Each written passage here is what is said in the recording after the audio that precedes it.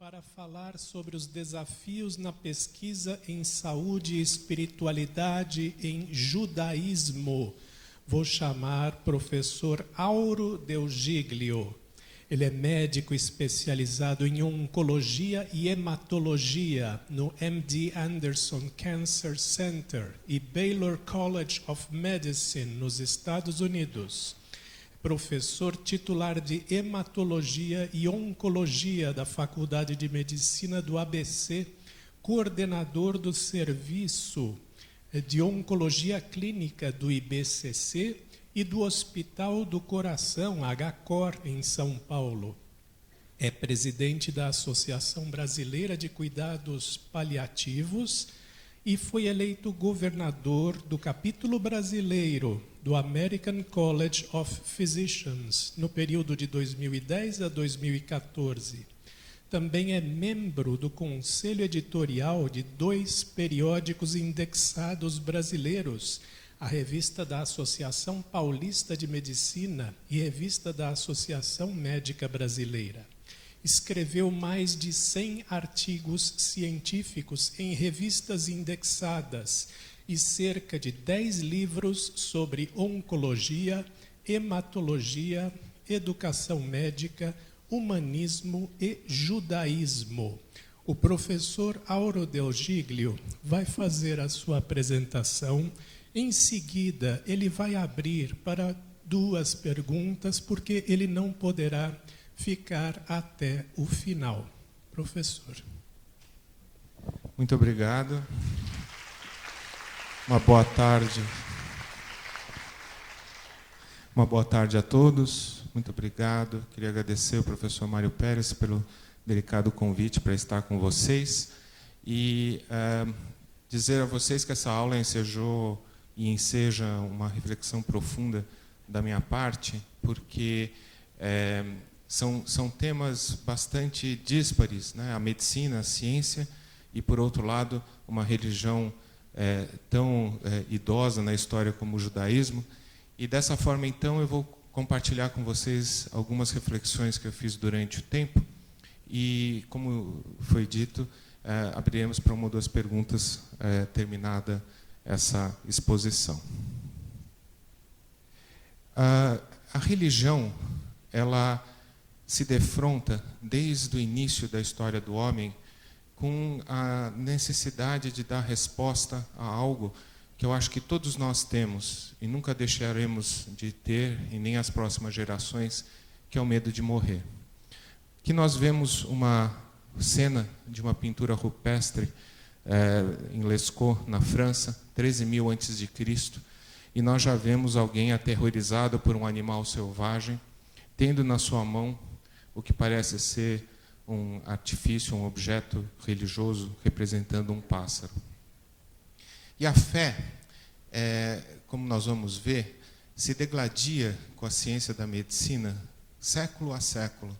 E eu acho que a integração entre essas 2 esferas, hoje, cada vez mais factível, vai dar resposta, ao longo dos próximos anos, a esse desafio, que é a humanidade do medo, da subjetividade e da crença em algo superior, e, ao mesmo tempo, a nossa necessidade de cientificar toda a prática da medicina de forma cada vez mais exata. E eu gosto muito dessas palavras de William Osler, que é um grande clínico do final do século, do começo do século passado, que dizia que, apesar de tudo, a fé é o grande nivelador da vida. Sem ela, o homem não pode fazer nada. Com ela, todas as coisas lhe são possíveis. A fé está em nós, a fé em nossas drogas e métodos é a grande mercadoria, a venda em nossa profissão. Em um prato da balança coloques todas as farmacopeias do mundo, e na outra ponhas a simples fé, e os pesados volumes serão por ela superados. O médico não percebe que, às vezes, a fé do paciente num ente superior, na sua religião, naquilo que quer que ele tenha fé, é o maior aliado dele, médico, cientista, para conseguir cuidar desse paciente. Esse é um dos grandes paradoxos que nós nos defrontamos na prática da medicina. Hipócrates, 500 a.C., século maravilhoso da história, talvez nunca rivalizado em produtividade em toda a história da humanidade, na Grécia, naquela época, colocou a medicina na rua da ciência. Ele conseguiu, pelo menos, separar uma parte científica da medicina, parte essa que não teria conexão com a religião. E eu acho que isso foi levado muito a ferro e fogo, porque as pessoas costumam dissociar de forma extremamente rígida a medicina da religião. Eu acho que Hipócrates conseguiu criar um espaço para o pensamento filosófico, científico, dentro da medicina, dissociando-o da religião, mas nunca conseguiu e nem vai conseguir tirar a religião tanto do médico quanto do paciente que está sendo cuidado. Cabe a nós criar um espaço, por assim dizer, um espaço de possibilidade para que a religião e a medicina possam, em conjunto, atuar para melhorar tanto a prática da medicina como a saúde dos pacientes. Agora vamos ao judaísmo. Isso é o que nós chamamos de Timeline of Jewish History. Nós temos aqui os milênios de história judaica representados de uma forma esquemática em um só slide, para lhes dar uma ideia do número de anos que o judaísmo tem de história. Se nós nos ativermos à Bíblia, veremos que desde Adão, passando por Abraão, Jacó, Isaac, a escravidão do Egito, a liberação do Egito, a entrada do povo de Israel dentro da terra de Israel, seguida da construção do primeiro templo e sua destruição pelos babilônios, da construção e reconstrução do segundo templo, a sua destruição pelos romanos, a diáspora, passando pela Idade Média até os dias de hoje, como é que o judaísmo se posicionou em relação à medicina? Nós podemos dizer que, ao contrário da medicina hindu, ao contrário da medicina chinesa, do judaísmo nós não vamos conseguir extrair um sistema médico, como é, por exemplo, o sistema da medicina chinesa. O judaísmo, rapidamente, ainda na época bíblica, percebeu que jamais conseguiria rivalizar com a ciência no sentido de ter um sistema médico capaz das mesmas capacidades e dos mesmos sucessos que a medicina usual. Portanto, nós temos o que nós podemos chamar de uma medicina bíblico-talmúdica, que nós vamos descrever adiante, mas essa medicina nunca quis se instituir, passada a Idade Média, a ser um sistema médico que pudesse conter toda uma anamnese, um tratamento, uma fisiopatologia que pudesse dar origem a uma medicina completa. A medicina bíblico-talmúdica, ela se concentrou principalmente na medicina preventiva e na higiene física e mental, aplicada ao indivíduo, à família, ao povo e à sociedade em geral. Proeminentes na lei bíblica são métodos para diagnóstico de epidemias e infecções. Existia uma quarentena para pacientes suspeitos de doenças infecto-contagiosas. E também, o que eu acho que foi uma grande inovação para todos nós, seres humanos, que é a instituição obrigatória de um dia de descanso extensivo aos escravos e aos servos, que poderiam, então, ter esse privilégio que até então lhes era negado. Mesmo os sacerdotes, que nós chamamos Kohanim, que são da casta dos Kohanim, que seriam aqueles responsáveis pelos serviços do templo, eles não podiam exercer a medicina. Isso era uma prerrogativa dos Rofim, ou seja, dos médicos. Pode ser, um Kohen poderia exercer a medicina se ele estudasse para isso, mas ele teria que passar pelo mesmo crivo que um médico para ter a sua certificação. Todavia, para o melhor cumprimento das leis judaicas, se exigia, e ainda se exige, um conhecimento bastante aprofundado da anatomia, da patologia e da fisiologia humanas. Então, se requeria o estudo dessa parte científica para a boa condução das leis judaicas, mas a prática da medicina era restrita aos médicos. Ainda na época do Talmud, vários rabinos exerciam a medicina. E a medicina, ela catalisou a atenção de inúmeras gerações de judeus por várias razões. A medicina era entendida como uma forma de ampliar os horizontes intelectuais daqueles judeus que não conseguiam acesso às universidades na época controladas por prelados cristãos que não lhes permitiam o acesso. Para mitigar o sofrimento humano, o judaísmo, como todas as demais religiões, tem uma função apostólica de querer ajudar o próximo. Então, a prática da medicina era sinérgica a essa atitude. Para perceber a grandeza do Todo-Poderoso, a medicina ela nos leva diretamente ao microcosmo do corpo humano, que nos permite, ao nos maravilhar com a sua constituição e a perfeição da sua estrutura, de certa forma intuir a presença de um ser superior. E também uma função da medicina era dotar aos oradores da época de assunto para as suas prelações. Na Idade Média, nós tivemos expoentes da medicina e da religião, como Maimônides, Narmânides e Sforno, 3 grandes rabinos que tentaram redigir, no caso de Maimônides, uma súmula de todo o conhecimento da época da medicina, e, ao mesmo tempo, tiveram um destaque muito importante na parte religiosa. Mas nunca através de uma medicina que não fosse a medicina usual. Era uma prática da medicina usual, como qualquer outro médico de qualquer outra religião faria, e, ao mesmo tempo, uma erudição em religião diferente da prática da medicina. Então, vocês devem estar perguntando o que nós, judeus, fazemos quando alguém adoece. Eu diria a vocês o seguinte: nós rezamos para que essa pessoa possa encontrar um médico que, iluminado pelo Todo-Poderoso, possa dela cuidar para que ela se cure de forma expediente.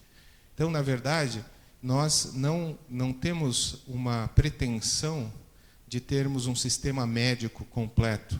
Ao contrário, nós temos, talvez, a possibilidade de suplementar o sistema médico vigente com valores, com conhecimentos que nos permitam praticar a medicina de uma forma humana. E é isso que eu quero mostrar a vocês a partir desses próximos diapositivos. Que nós vemos o grande contraste da medicina. Nós temos aqui a medicina técnica, científica, e do lado nós temos uma medicina humana que se ocupa e se preocupa com aquilo que é importante para o ser que sofre. E o que é o humanismo? O humanismo, segundo o Pellegrino, é qualquer estudo ou esforço que seja centrado no homem, o que privilegie o homem ou seus valores humanos.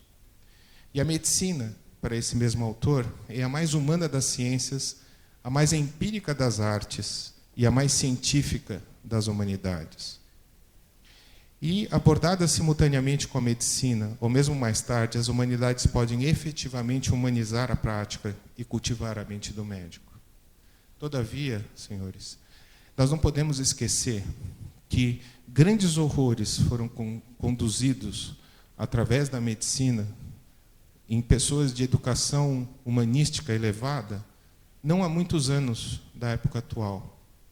Então, não basta apenas a humanidade insípida ser inserida à medicina.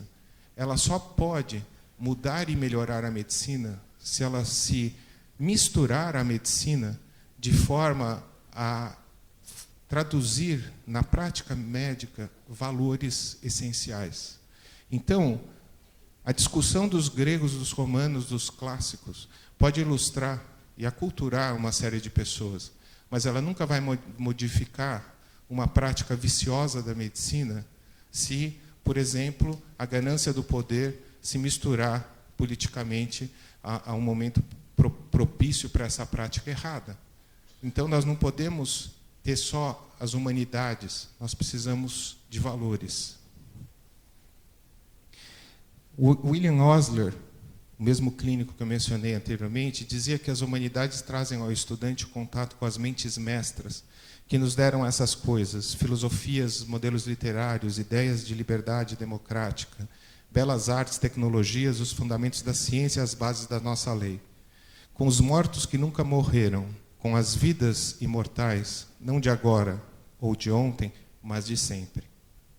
Eu acho que isso é verdade, desde que nós nos deixemos permear pelos valores que esses heróis do conhecimento conseguiram obter. Vamos dar alguns exemplos de como o judaísmo pode, então, fomentar uma prática mais humana da medicina. Vamos dar um exemplo da bioética, no caso, por exemplo, da eutanásia. Vamos dar alguns conceitos no judaísmo de doença, de médico, de prática médica e de investigação científica. E dessa forma eu gostaria de mostrar para vocês uma possível colaboração do judaísmo, assim como uma avenida de convergência para que diversas religiões possam humanizar a prática da medicina. Em termos da eutanásia, nós temos no Talmud babilônico, Tratado de Avodah Zará, um fato muito interessante. O rabino Hanina ben Teradion tinha sido capturado pelos romanos pelo crime de ensinar a Torá para gerações mais jovens. Isso era um crime naquela época de domínio da Palestina pelos romanos. E ele foi, então, condenado à morte e foi para uma fogueira. E aí enrolaram o corpo dele com chumaços de algodão, de lã, embebidas em água, e também nos manuscritos da Torá, e molharam com o intuito de postergar a morte e aumentar o seu sofrimento. Quando foi sugerido ao rabino Hanina, por um de seus discípulos, que ele abrisse a boca e assim aspirasse os vapores tóxicos que sairiam da fogueira para que ele morresse mais rápido, ele falou: não, isso eu não posso. Aquele que me deu a alma, retire, mas a ninguém é permitido se machucar. Porém, quando o carrasco, percebendo a estatura espiritual de quem estava para morrer, lhe propôs, então, que permitisse aumentar as chamas e retirar os chumaços de lã com os quais o rabino estava envolto, ou seja, tirar as medidas artificiais que iriam lhe prolongar o sofrimento, para que ele, o carrasco, pudesse ter uma contrapartida no mundo vindouro por ajudar uma pessoa tão importante, o rabino respondeu que sim. Então, isso daqui serve como uma base para que nós possamos ver a posição do judaísmo em relação, por exemplo, à eutanásia. Nós não podemos acelerar pelo judaísmo a morte do indivíduo, mas nós podemos não instituir medidas que artificialmente prolonguem essa vida, se esse prolongamento for considerado fútil e levar apenas ao sofrimento. O que é a doença para o judaísmo? O judaísmo ele se baseia na língua hebraica, que é a língua santa, e as palavras para o judaísmo têm várias formas de serem interpretadas. Elas podem ser interpretadas pelos radicais que as compõem, elas podem ser interpretadas pelos valores numéricos das letras que as compõem. E vamos aqui, então, ver alguns exemplos. O que é o doente para o judaísmo? A palavra rolê, doente, aparece 5 vezes em todo o Pentateuco. Ou seja, em todos os 5 livros de Moisés, apenas 5 vezes aparece essa palavra. E a saúde depende de um equilíbrio entre o corpo e a alma, entre a matéria do corpo, que é o Homer, e a forma, Tzorah, que lhe molda e tem origem divina. Olha que interessante, o valor numérico da matéria é 254, porque é a soma das 5 letras que a formam. E da mesma forma, o valor da forma é 301, e a soma de ambas resulta em 555. Curiosamente ainda, o número 5 por extenso em hebraico, Hamesh, contém as mesmas letras em ordem diferente da palavra alegre, sameach, de onde se depreende que a alegria é um antídoto para a doença. E nas frases eternas dos provérbios, um coração feliz é bom para a cura. E o médico? O que é o médico para o judaísmo? Se nós dividimos a palavra médico, rofê, encontramos foneticamente o vocábulo liberar, raf, e a letra aleph, que é a primeira letra do alfabeto, implicando que o objetivo do médico é liberar o divino, aleph, do domínio do material, do selvagem, que é par, que também está dentro da palavra rofê, para assim restaurar o equilíbrio resplandecente, pa'ar, também dentro da palavra rofê, no paciente, característico de um estado de saúde.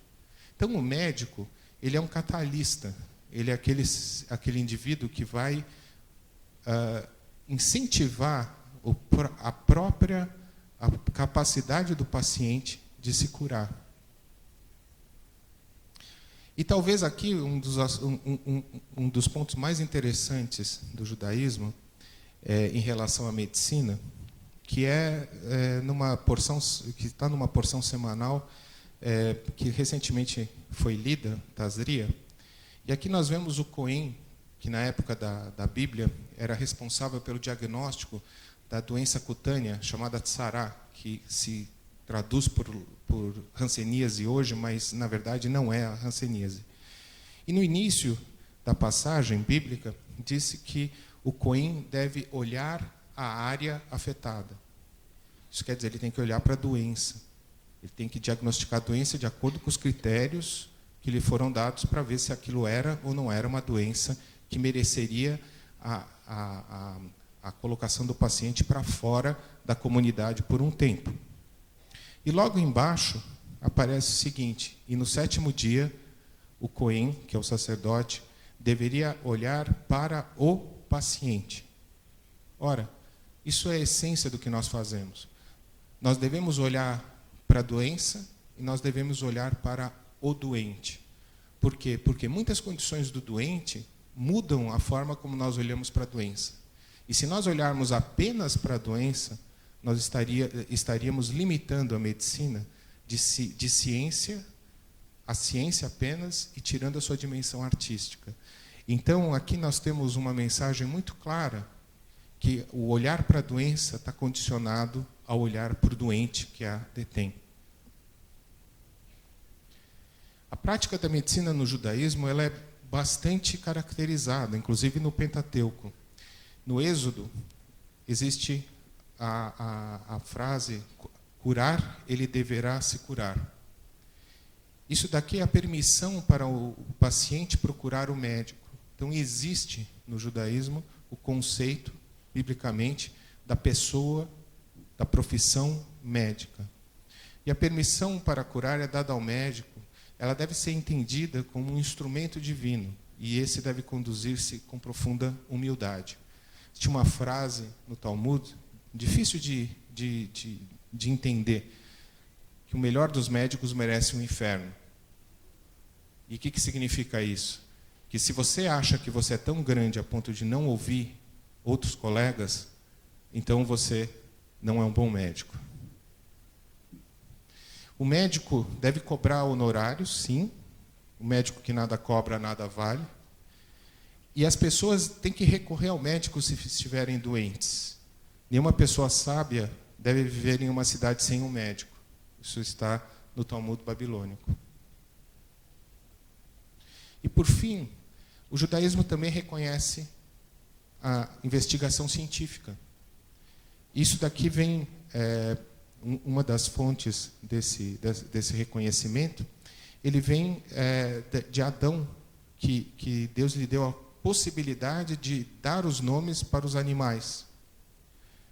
E o Rabino Hirsch define aqui o espaço da investigação científica.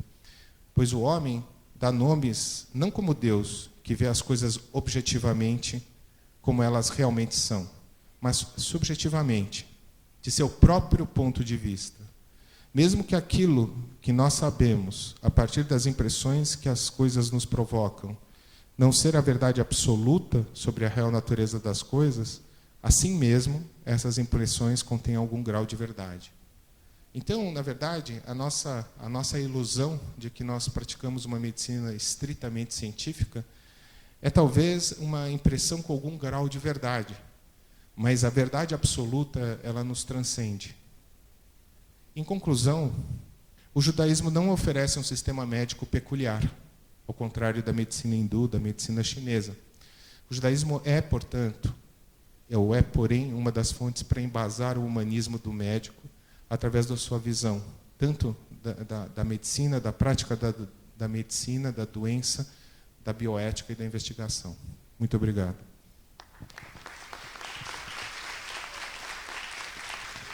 Obrigado. Temos 5 minutos. Alguém tem alguma manifestação, uma pergunta?